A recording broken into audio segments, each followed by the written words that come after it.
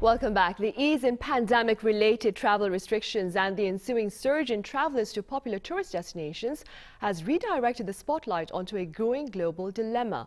On Viewpoint today, we address over-tourism. And for this, I have Professor JERRY AGRUSA at the University of Hawaii at Manoa live on the line. Professor AGRUSA, a warm welcome to you. Aloha, everybody. Good evening. Right. I also have Professor UMER ZAMAN at the ENDICOTT College of International Studies. Professor Zaman, it's a pleasure. Good afternoon. Thank you for having me. Right. Professor AGRUSA, we'll start with you then. Now, for the sake of clarity, perhaps we could start with the definition of the term over-tourism. How would you define it?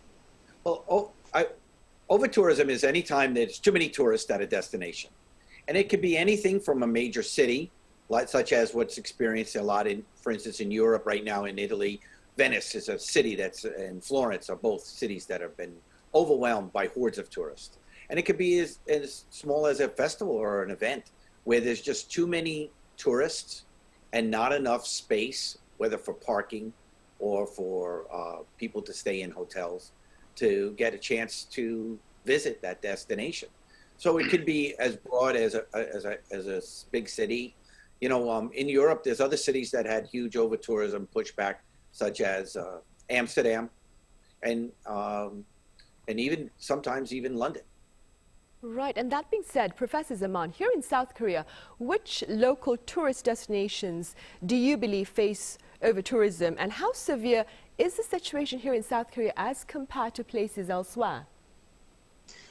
Well, I believe that this COVID-19 pandemic has changed the situation of over-tourism in South Korea and elsewhere around the world, right? Because since the pandemic had started, this COVID-19, this over-tourism has gone into hibernation, right?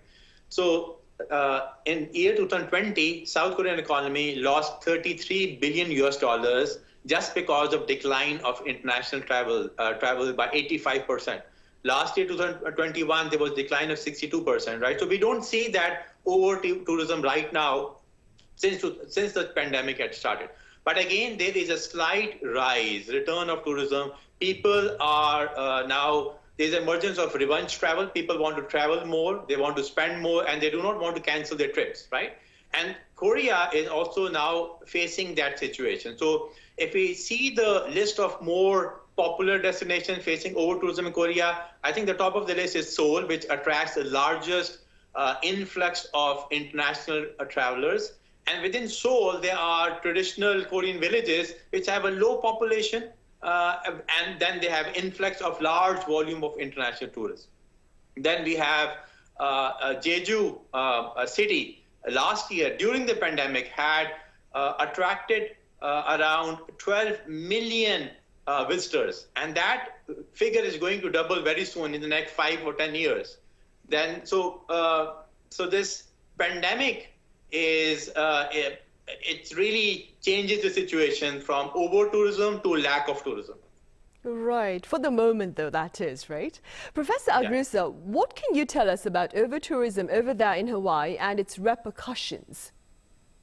Well, Hawaii experienced, just like the professor mentioned, that we had too many tourists. So from 2009 to 2019, we went from 6.3 million tourists to 10.4 million tourists. And with that huge growth, we are, we're the only islands state in the United States, and we have about 1 million, 1.2 million residents. So, and because we're so, such a far distance, people don't come for a day or two. They come for a week or 10 days. Then in 2019, after 2019, once the COVID pandemic started, we actually had a complete lockdown in March of 2020. And we had no tourism. So we went from the lowest unemployment to the highest, lowest unemployment in the United States, below 3%, to the highest unemployment in the United States in 1 month. So we had over 200,000 people lose their jobs in 1 month. And when that happened, you can see that there was huge ramifications economically for the state. And I think the local residents started to understand exactly how much economically the tourism is for the state of Hawaii. Right, it did, of course. Professor Zaman, you mentioned the pandemic earlier. Now, some say that the pandemic itself has served to perhaps raise greater awareness about the problems associated with over-tourism. Do you agree?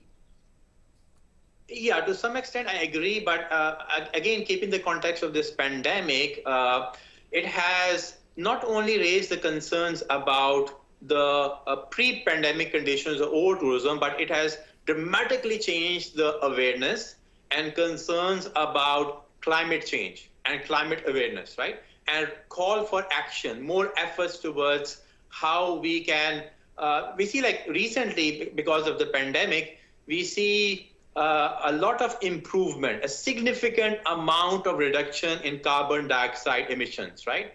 And that improved the air quality, like in every tourism destination, including Seoul, which always struggled with air pollution and air quality, right? So now for the policymakers, tourism planners, and stakeholders, they need to strategically think that how this positive effects of this pandemic on the environment are not reversed by this growing tourism, right? So now policymakers are thinking about like how this growing tourism should become the part of the solution, not part of the problem. Right, and that being said, Professor Agrusa, there are efforts, indeed, as Professor Zaman has mentioned, efforts to address over-tourism. They're taking tangible form as we speak, as well in destinations like in Hawaii. Now, that being said, Professor Agrusa, what can you share with us about the regenerative tourism campaign that is in place there over in Hawaii? Well, first is, what is the definition of regenerative tourism? And then with that, we here in Hawaii say, we have a statement that says, leave the island better than when you arrived. Give back, show that it'll be sustainable for not just when you come back again, but for the next generation. So that's what we're hoping for. And what we've done is there's been the Hawaii Tourism Authority had started a program called the Malama Project. And that is where they are trying to show both the tourists as well as the residents what is expected when they come and when they visit our destinations. And one of the things that people are doing is tourists are coming in, they're helping with beach cleanups. They're helping with, on Kauai, for instance, they're over there helping get fishing nets, removing plastics, things such as this. On hiking trails, there have been a number of times where they go in, take out invasive species on the hiking trail, so that they're not just coming and enjoying, they're not just sustaining, but they're actually making it better than when they arrived.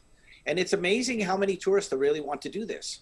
And we did another study on asking people on their willingness to pay for sustainable activities.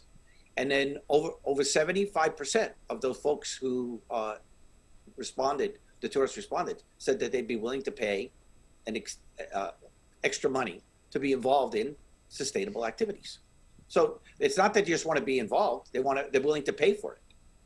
So that's just one of the aspects that's happening here in Hawaii, that we're trying to introduce the tourists to both regenerative tourism and some of the sustainable activities that are involved. You know, one of the things, it's because Hawaii is such a desolate, isolated island. You know, we're 5,000 kilometers from the nearest landmass. We have this huge carbon footprint when people fly here. And a lot of tourists come here and the first thing they want to do is plant trees to offset their carbon footprint. Right, that is good to know. Professor Zaman, I understand regenerative tourism seeks to tackle 3 impacts, and they include the environment, the economy and society, the social consequences, that is, of tourism itself. Could you tell us a bit about the economic aspect of over-tourism? Okay, so because it has a manifold impact, and because we recently published an article on regenerative tourism, and that focuses on how to counterbalance the effects, the social, economic, and environmental effects. So we make certain recommendations in our article. That means the mindset of tourism stakeholders, it has to completely change from extractive mindset. That means the consumption of resources and focusing on economic gains or just seeking profit only. It should be more about realignment of values among people and the nature, and it should be sharing of economic gains among stakeholders, and also like paying for this carbon emissions. Like if you are traveling and having long flights, they can also pay extra contributions to offset that emission during your flights. Likewise, some proportion of the travel revenues should be also spent on safeguarding endangered species. So that can also create a regenerative impact in those destinations. Right, and staying with the impact of overtourism, Professor AGRUSA, what would be the social ramifications of overtourism and ways to overcome them under the regenerative tourism campaign? Well, one of the challenges that we had faced here in Hawaii in 2019 with the, the record number of 10.4 million tourists, every other year the Tourism Authority does a resident sentiment analysis survey. And we ask them many questions, but one of the top questions is, do you believe that tourism brings more benefits than challenges for the resident population? And for the first time, under 60% of the residents who answered the survey said that they felt, only 60% felt that tourism brings more benefits than challenges.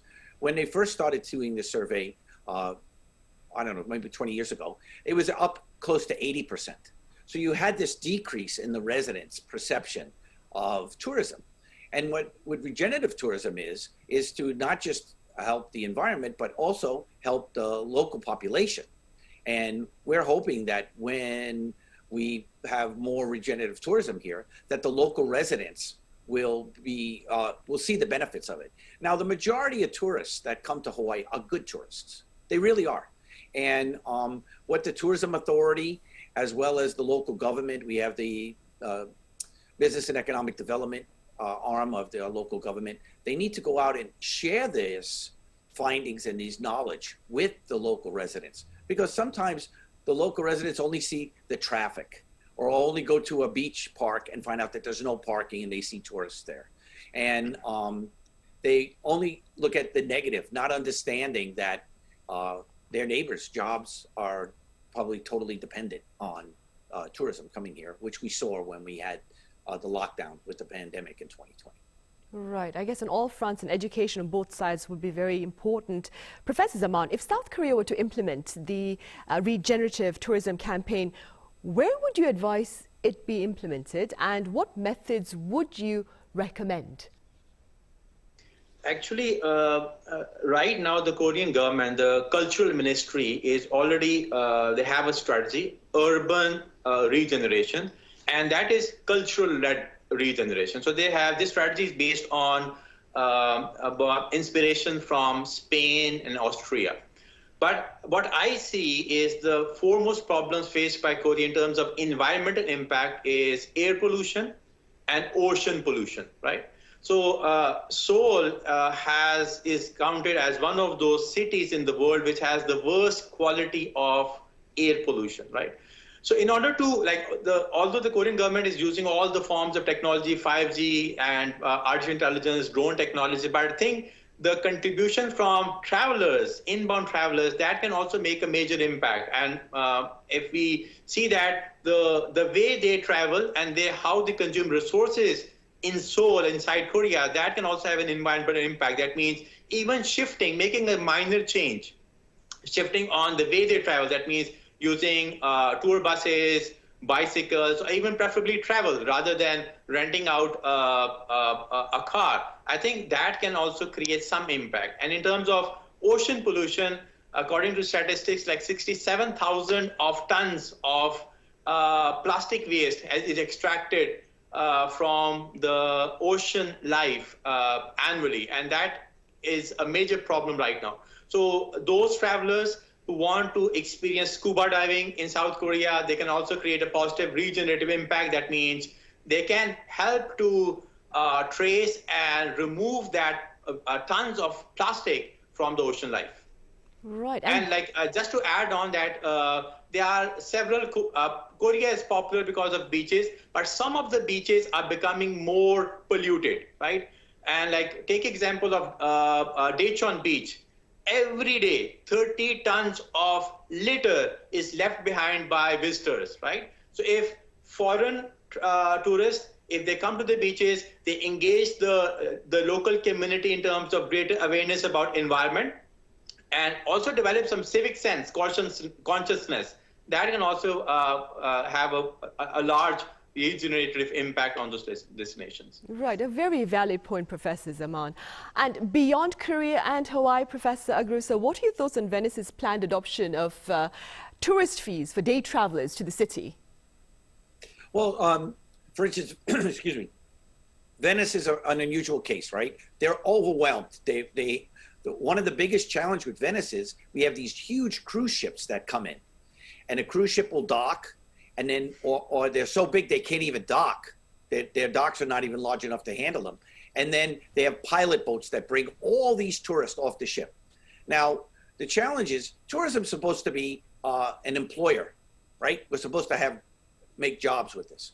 When you have a person on a cruise ship, one of the things of the cruise ship is you sleep on the cruise ship and you eat on the cruise ship, right? You pay one fee and all your food is covered for you, whether it's a 7-day or a 10-day. Now, I do go on cruises. I haven't been on since the pandemic, but I like cruise ships.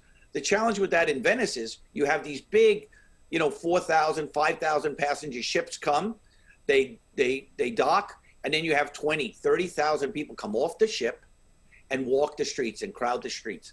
They might eat a lunch, but they don't stay in hotels. And when your person stays in hotels, that causes employment, right? You have a front desk person, you might have a bellman, you have management, you have a hotel tax. And this is very, very important for the city and the destination. And when tourists just come and go, that's not what you want. You want a tourist to stay and produce jobs. And this is where Venice is at a huge disadvantage by these massive cruise ships coming in. And people also, they're overwhelmed by tourists coming on the land as well. So you have two sectors that are actually overwhelming the tourism in the city of Venice. And I think that having a visitor tax is a smart thing. I think that here in Hawaii we're thinking of it, and I think we should do it too. We should have have it go directly to Regenerative and help do for sustainability. Right. Yep. And Professor Zaman, are there any other options to ensure a sustainable, pleasurable travel experience to a foreign place, do you think?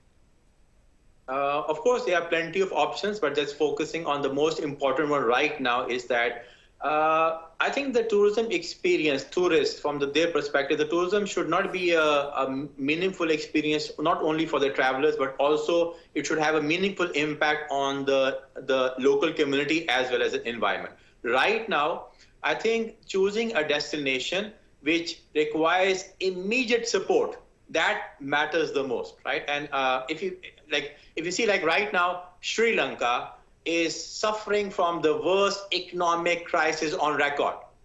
And one of the major source of their revenues was tourism. They lost 70% of their tourism, declined because of this COVID-19 pandemic, right? So I think to make tourism more meaningful, pleasurable, impactful, sustainable, and helping communities with the regenerative mindset, I think people should think about traveling to Sri Lanka if they have to travel. Right, I see. All right, Professor Zaman, thank you very much for your time and your thoughts. And Professor Agrusa, as always, thank you very much for your insights. Thank you very much. Mahalo, everyone. Thank you very much. It's a pleasure.